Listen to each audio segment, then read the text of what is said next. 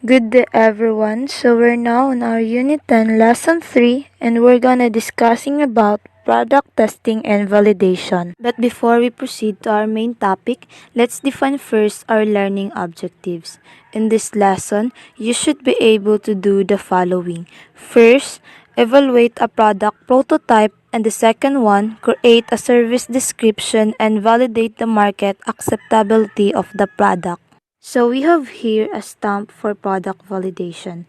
To prove that the product complies with relevant standards, as an entrepreneur, you must check if the product is acceptable or not.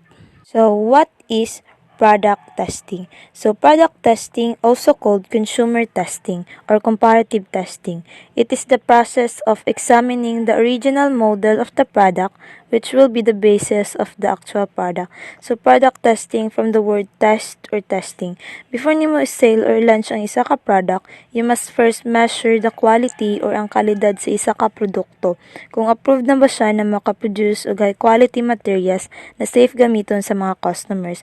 And then after that, muna na siya ang basihan sa isa ka company or sa kanai business kung pwede na ba nila i-launch ang isa ka product. For example, namoy business which is ibutan na natog na maligya mo lip tint kamo mismo naga-produce ana. So before ninyo i-sale ang isa ka product is inyo mo nang i-test if dili ba siya irritable sa lips, dili ba siya transferable, capable ba siya sa tanan, to make sure na okay ang imuhang product na ibaligya. So after that, pwede na nimo i-launch ang product kung na-approve na nimo tanan, na test na nimo na okay man din na siya na product. So the next one is prototype.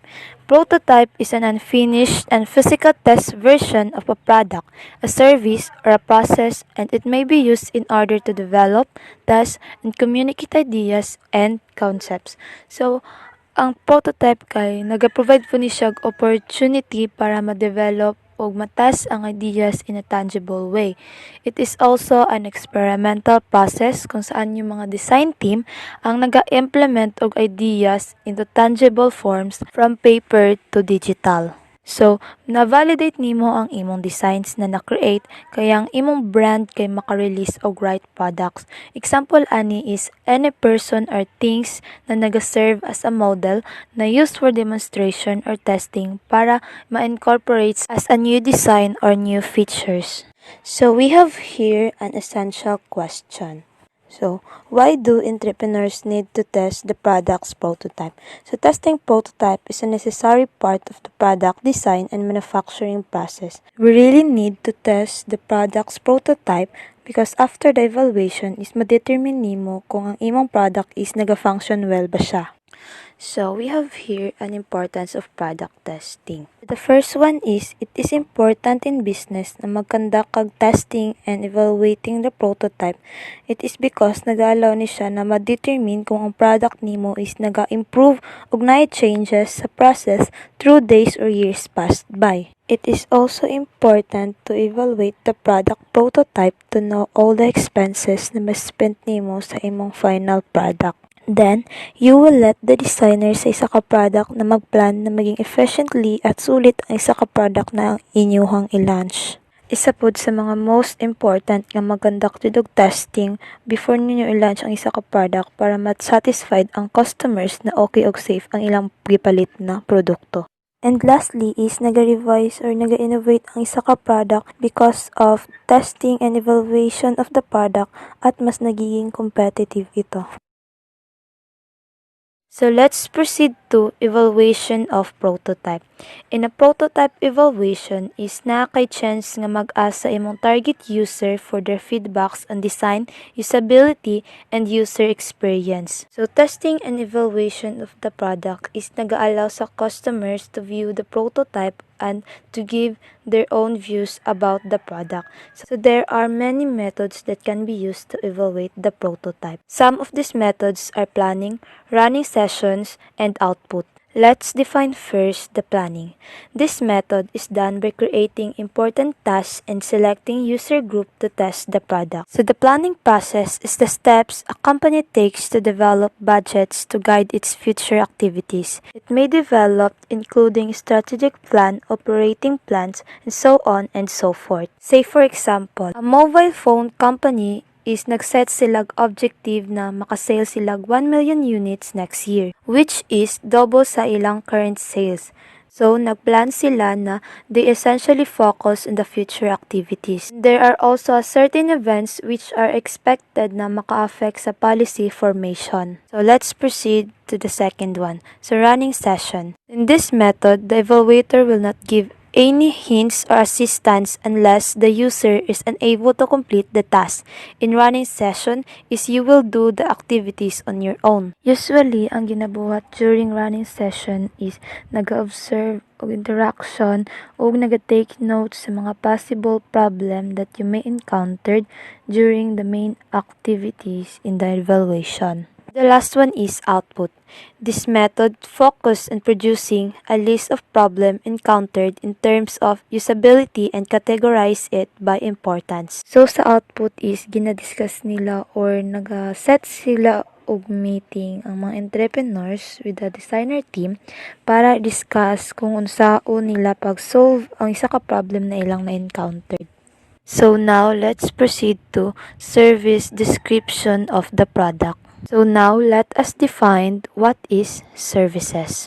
Services, these are intangible products that are performed to satisfy a need or to fulfill a demand. The rental, alteration, or repair of goods owned by the owner and other personal services are one of its example. Service is defined as someone or something that is intended to provide help to those providing assistance to others. Nagasupport po ni siya sa isa ka business but doesn't produce any tangible commodity. Ang example sa pure services is including ang airlines, banks, computer service bureaus, law firms, planning repair companies, motion picture theater, and management consulting firms. So if we're going to differentiate the service into product is na jud siya kalahian.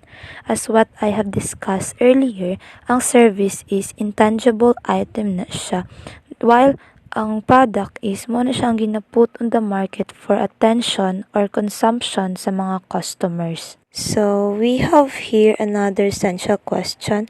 How can you differentiate services from goods? So goods is one of the example of the product. So ato namang natakal earlier kung unsa ang kalahian sa service o product. So skip na lang nato ni. So let's proceed to the characteristic of services or the 5 Is of services. So the first one is intangibility.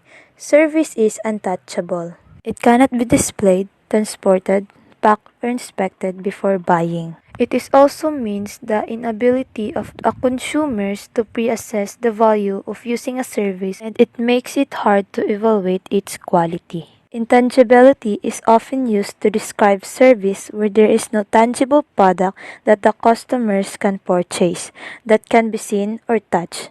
A few examples of intangible products are insurance, investment banking, traveling, training, and courses. So the next one is inventory. It is also known as perishability. Service cannot be stored for future use.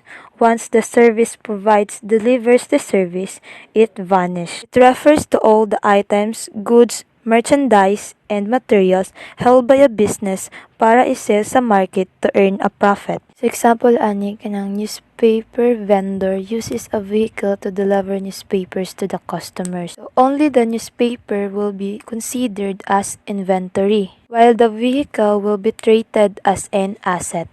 The third one is inseparability. The provider delivers the service at the time of consumption. Service can only be delivered or consumed when the provider is present. For example, in case of a doctor, when they provide their services to the patients, but at the same time, ang patient should also take part in all the process. So, ang doctor is makaprovide lang siyang service if there is any patients.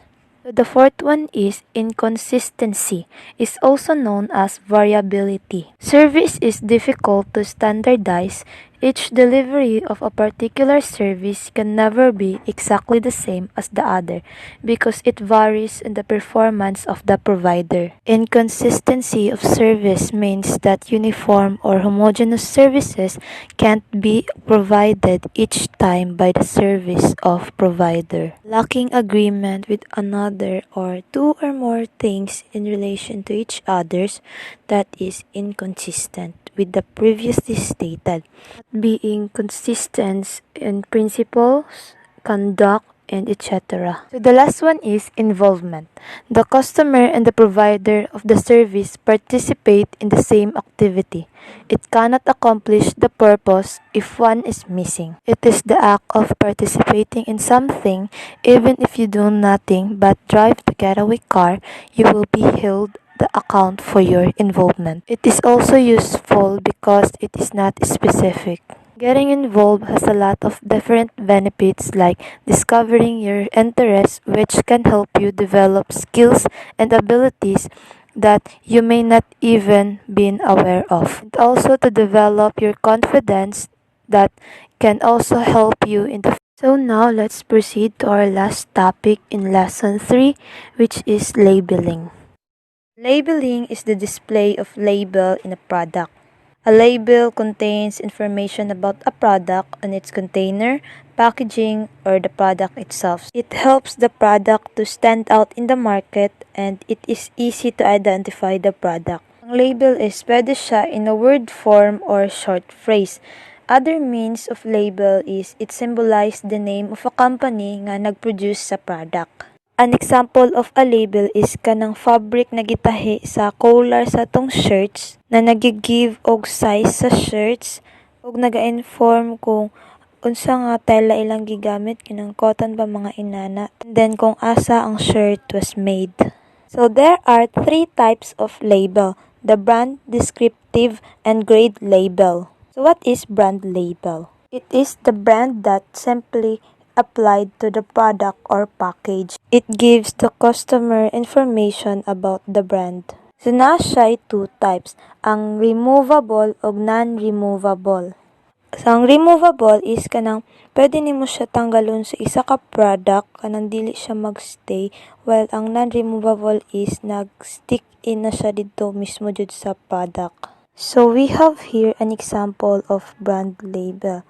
So, Oreo, Trident, Hose, V6. So, mo na siyang some of the example of brand label. So, the next one is descriptive label.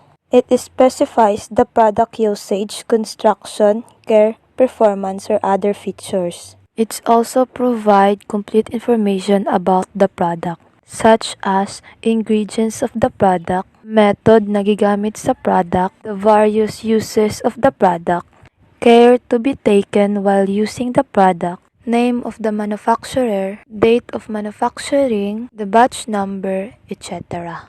So we have an example of descriptive label. So ang Coca-Cola, label sa Coca-Cola. So ang Coca-Cola is na kabutang diri na 600 ml per bottle. Yung manufacturing address, yung composition, nutritional value, o other data na gibutang sa label sa Coca-Cola. So the next one or the last one is grade label. It identifies the product quality with letters and numbers or words. It contains the expiry date, content values, and other features. It is a tag, a letter, mark, or symbols na nag-identify sa quality sa isa ka product. So, mo ni example sa grade label. So, gibutan diri ang expiration date. Gibutan pud kung approved by FDA. Tapos din na ako maklaro kung saan isa. So, let's proceed. So, we have here another essential question.